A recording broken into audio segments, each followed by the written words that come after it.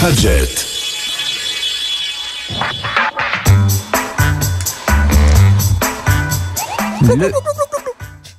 Ah, c'est pas moi. Alors là, David me regarde et dit putain, moi, il y a un bruit qui passe, c'était pas moi.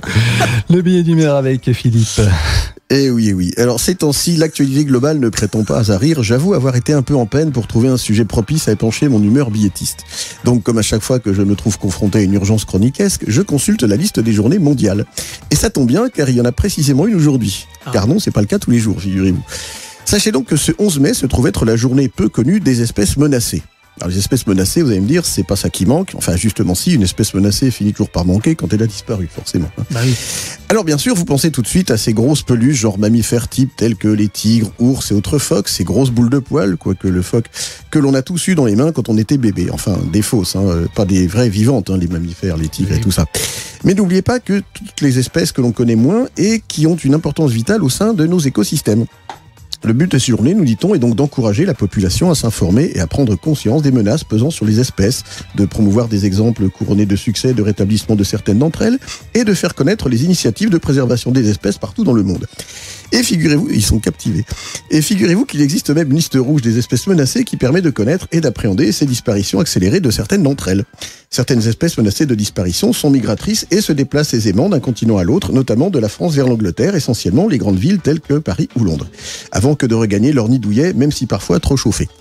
Parmi elles, une espèce risque, si l'on ne fait rien dans de très courts délais, de disparaître purement et simplement. Je veux parler des chroniqueurs du vendredi matin sur Fadjet 94.2.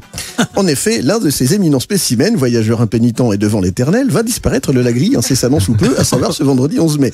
Certes, l'espèce se maintiendra encore tant qu'elle le pourra et tant bien que mal, mais il est tout de même de temps de tirer la sonnette d'alarme si l'on veut sauver non pas Willy, mais Isabelle, Davy, Emeric et votre serviteur.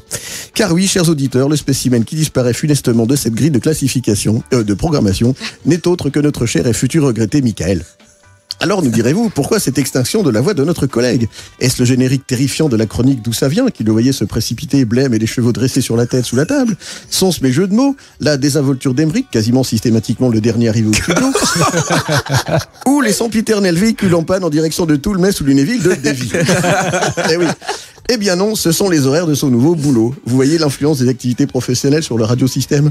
Mais Michael, dans le cadre d'un programme pointu de clonage, pourra continuer à charmer vos oreilles dans l'émission Multitube, en espérant, en ce qui nous concerne, que nous pourrons un jour chanter un coup de cœur, Isabelle. Michael est de retour. Mais en attendant, si l'on veut tenter de sauver l'espèce des matinaliens du vendredi, eh ben debout les gars, rejoignez-nous, il va falloir en mettre un coup. Waouh. Merci Philippe. Bonne route. Alors moi je valide tout sauf ma désinvolture, je suis pas Ça vient d'accord. pas. Désinvolture souriante, ça te va? Ouais c'est mieux, Bon, ça fait nom alors, de sioux. on le garde, Ah, c'est excellent, Petit sourire désinvolte. n'est-ce pas? n'est-ce pas?